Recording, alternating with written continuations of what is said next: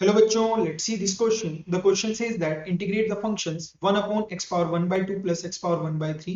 Hint हमें क्या दिया हुआ है कि 1 upon x power 1 by 2 plus x power 1 by 3 को हमें लिख लेना है 1 upon x power 1 by 3 into 1 plus x power 1 by 6 और हमें x equals to t power 6 put कर देना है.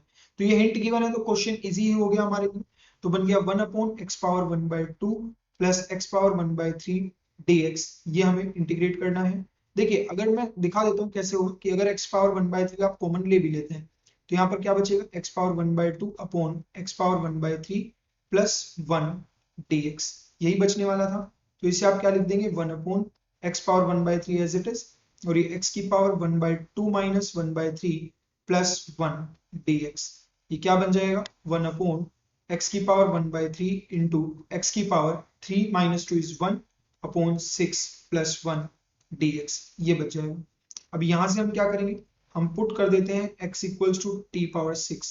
तो dx कितना आ जाएगा हमारा 6 टी पावर 5 dt.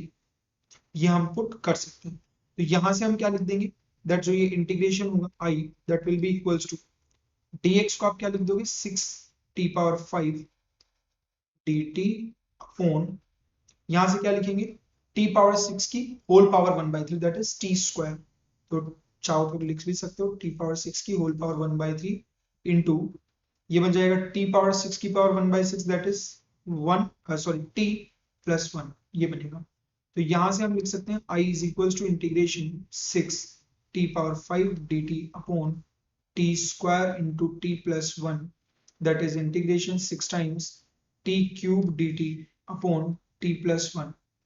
यहां से हम क्या कर सकते हैं, हम लिख सकते हैं 6 times T cube plus 1 minus 1 upon T plus 1 dt. इसको सेपरेट कर लेते हैं तो T cube plus 1 upon T plus 1 अलग लिख लेंगे और माइनस 6 1 अपॉन टी प्लस 1 अलग लिख लेंगे इस तरह से. अब जैसा कि हम जानते हैं that A cube plus B cube जो होता है ये होता है हमारा A plus B into A square plus B square minus A B. ये फॉर्मूला अगर हम इसमें यूज करेंगे तो हमारा इंटीग्रेशन क्या बन जाएगा 6 times t plus 1 into T square plus 1 minus T upon T plus 1 dt minus 6. 1 upon T plus 1 का इंटीग्रेशन होगा ln mode t plus 1 plus constant of integration. t plus 1 से t प्लस 1 कैंसिल तो i is equals to क्या जाएगा 6 times. देखिए T square का integration T cube by 3 तो ये बन जाएगा टी क्यूब बाई 3 प्लस 1 का इंटीग्रेशन हो जाएगा टी टी माइनस टी का इंटीग्रेशन हो जाएगा टी स्क्वायर बाई 2 तो टी स्क्वायर बाई 2 ये बन गया minus 6 ln mode T plus 1 plus constant of integration. ये बन जाएगा. अब क्योंकि हमें पता है कि t को हम क्या पुट कर सकते हैं t is equals to x power 1 by 6 तो t को x पावर 1 बाई 6 पुट कर देंगे तो i इज इक्वल्स टू बन जाएगा 6 इंटू x पावर 1 बाई 6 की whole power 3 upon 3 plus 6 x power 1 by 6 minus 6 by 2 into x power 1 by 6 की whole power 2 minus 6 ln mod x power 1 by 6 plus 1 plus constant of integration.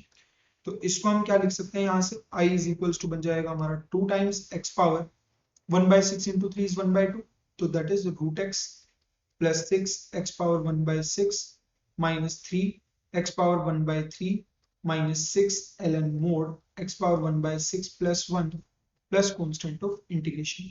So the final answer is 2 root x plus 6 times x power 1 by 6 minus 3 times x power 1 by 3 minus 6 times ln mod x power 1 by 6 plus 1 plus constant of integration. So this is the explanation to this question. I hope you understood the explanation.